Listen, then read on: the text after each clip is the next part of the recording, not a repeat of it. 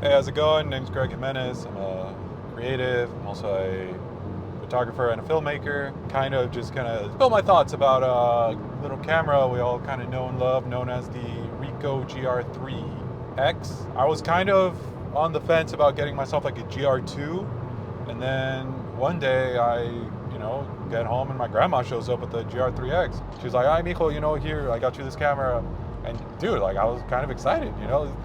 I was already looking into the older model of this, and then here she comes up with the new one. So, gracias, tita. Right out of the box, it feels pretty solid. It feels tiny. I'm 6'5", and that camera literally fits in the palm of my hand.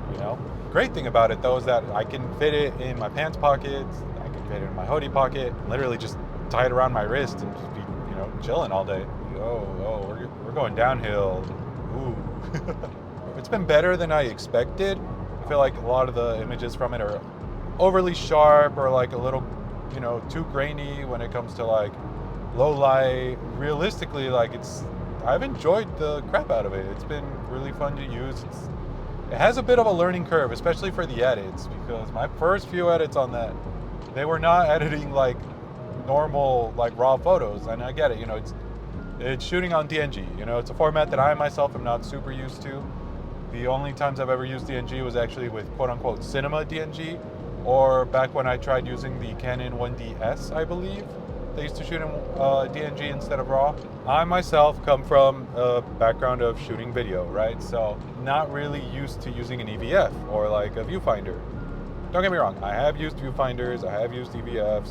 I do use them on occasion, but I really love the whole being able to shoot it with one hand and being able to pick your focus with your thumb and then shoot with your index finger, because that's kind of how I shoot on the R8, and that's something that I appreciate about the GR3 is that it can literally one hand, do all your changes to your settings and everything, but also focus. Like I said, I'm 6'5". I'm a pretty large human. I'm a big boy. And I can literally hold out the GR3 with one hand like this and then click, with the thumb. It's a dope little camera, and it works the way that I like. Complaints that I've had, and I feel like other people have had these complaints too, is that it feels a little overly sharp. What I've done to combat that is kind of soften up the image in post, flip the dehaze the other way and get a little bit of haze. Yeah, like I said, any camera's got its pros and its cons, One of the things that I noticed was that first thing I did when I got the camera is I started right away looking at accessories. I was like, this thing's tiny. What if I want what if I want a thumb grip? What if I want a pinky grip? And what if I want to put a lens cap on it? Which I did get the lens cap, but it slowed me the crap down. Like that was the first accessory I got, right? Getting the lens cap made me not want to get any more accessories for this heckin' camera, because I feel like it detracts, it takes away from the experience and the idea, or I guess the type of shooting that this camera is supposed to offer. You're supposed to be able to just pick it up and go. It's like a cell phone. Like you just grab it, pick it up, go, shoot. If I wanted a camera that would fit in my hand, I would bring my R8, right? I would throw the battery grip on it or my cage. Not only that, if I wanted a flash, I have a point and shoot with the flash. If I wanted extra batteries, if I wanted, a neck strap, I'd bring a camera that I can actually put a neck strap on, I feel like adding a bunch of accessories to a camera like this removes the point of that camera. Probably would be better off with a mirrorless or DSLR camera. You want to add flashes, you want to do wireless flashes, you want to do, borderline studio photography out in the wild. Why would you select something like this? I get it. The sharpness of the image, the sharpness of the lens, the sensors, the built-in ND, all of that is really nice. But at that point, wouldn't you feel better holding like a Sony or a Canon, Nikon, even a Fuji? Not only that, you could get like a full frame camera for the price of this camera with all the accessories. I'm not trashing on it, I'm not being rude, I am expressing my own thoughts, my own opinions, right? Because I thoroughly enjoyed using this camera for what it is and how it works. I kind of wish I would have had this camera when I went on my trip to Chile, for example. And I brought two cameras to try to get as close to a quote-unquote point-and-shoot experience. And then the first time that I was there, people kept warning me to put away my camera because it could get stolen, it could get robbed, I could get mugged. The first time that I went, I brought the 60 with me, and I brought a 50mm 1.8, most budget-friendly setup that I could come up with that was, as professional as it could be, but still give me that point-and-shoot experience. Canon Rebel 2000, which I get it, it's gone up in price because it's a good little camera, it's cheap, the batteries are still decently accessible, and it's a 35mm film camera, and also I got it for 20 bucks, like fucking, shit was dope.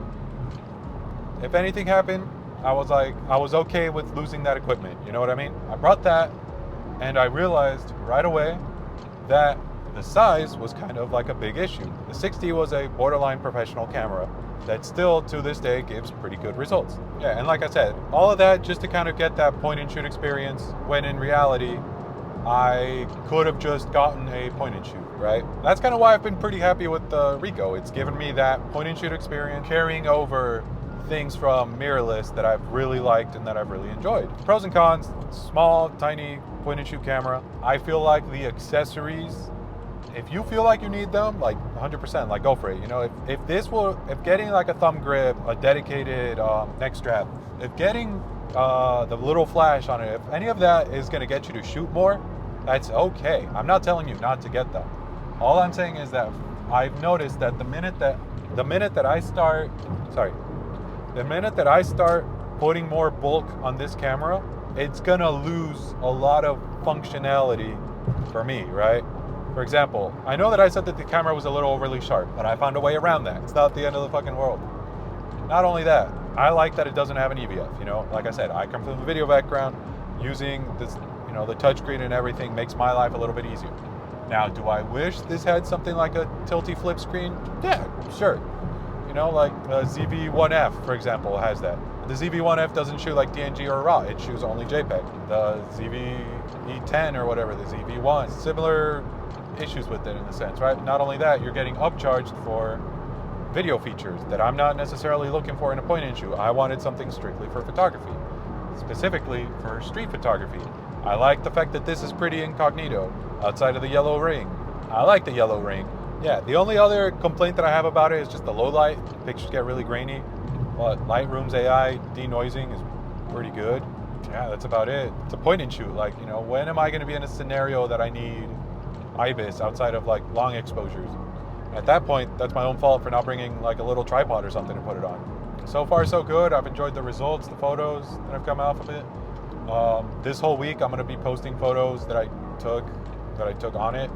So check out my IG. If you guys want like a more detailed long-term review, go for it. I'm thinking of posting like a few tutorials, like some shooting, some editing, or lighting, or whatever. Anything that you guys are interested in learning that I could potentially teach you.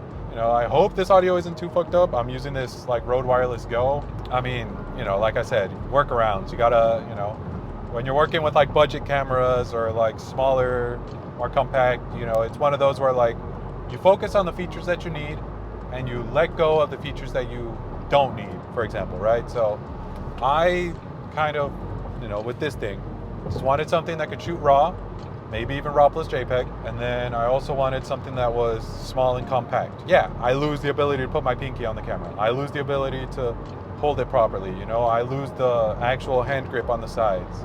I lose the EVF. I lose all sorts of these other things. But there are things that I don't need. There are things that I, on a day-to-day basis, for just shooting wherever I'm going, like basic stuff from, behind the scenes to street photography to, having a little camera that I can bring on trips without having to bring a whole ass DSLR or mirrorless camera. I am okay with losing some functionality for the features, the specific features that I need. And that's one of the things I always tell people about picking a camera, right? It's like, you have to be able to balance out and find a camera that fits you and your needs, right? At the end of the day, it's not about the camera, it's about the photographer. It's about you and your eye. Now, having the right tool at the right time is a big help. But yeah, anyways, if you use a point and shoot or your phone, let me know what your setup is. I'm always interested. I'm always down to kind of learn and, try out new things. But yeah, when you go out and take photos, are you team like bare bones, raw dogging it? Or are you like, what do you call it? Are you team like full like kit out? You know, like do you bring like a portable flash? Do you bring batteries, battery grip? Like, do you fully kit out your camera, or you know, you're raw dogging it? I'm sorry. I just feel like that's like a funny way of putting it. I have not had coffee in almost 2 weeks. No, week and a half. I have had hot chocolate, but I have not had any coffee. I'm quitting for the most part. All right, where were we? We just shot the Sunset Cliffs in San Diego down in O Beach on the RICOH GR3 and the Mamiya M645. And I should have brought the truck. I could have been just like chilling out here enjoying the sunset on the bed of the truck. That would have been vibey, groovy, as one of my friends would say. Shout out to my boy Pink Tour. Go check out his music if you're into like rap and hip hop and stuff. Let me know if you like him. And if you like him, tell him I sent you. Literally turn it on like 2 seconds and you're able to shoot. And my one drawback with that was that I put a heckin' lens cap on it, and now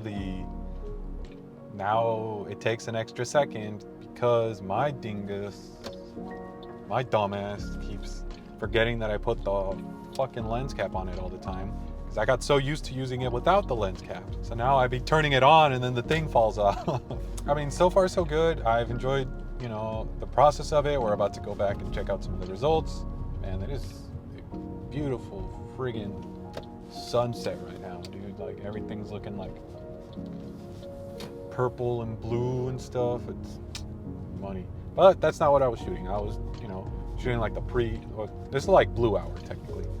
I was shooting like the actual like sunset-y vibes, you know.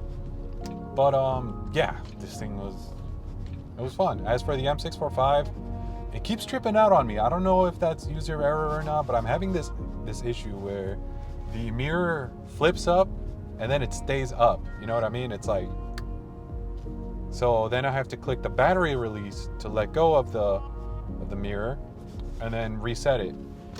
The first time that I shot with it today, the first roll, it happened to me 3 times in a row, and I kind of just said, you know, like, screw this roll, like, I'm not gonna, you know, I could tell that it was gonna be screwed up, you know? So, shot the rest of it kind of willy-nilly. Second and third roll, it only happened once per roll. So I think, you know, fingers crossed, but I think we're good to go on that one, you know? I think things are chilling with that roll. I hope, with both of those rolls. Yeah, anyways, I think this was a pretty solid day. I enjoyed it. I feel like we got some good results, and I guess we'll see you when the roll comes back, and then we'll see you when I get home and we can start reviewing some of the photos. All right, be right back.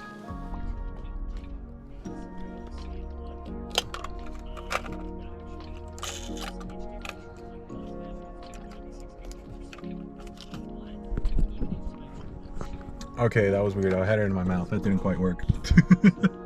I hated that. That was awful. Blech. Yeah. GoPros should not go in your mouth or any other orifice. Or cavity, whatever you want to call it, whatever technical term you use. I'm trying to get this thing on and wrapped up, ready to go for the film lab.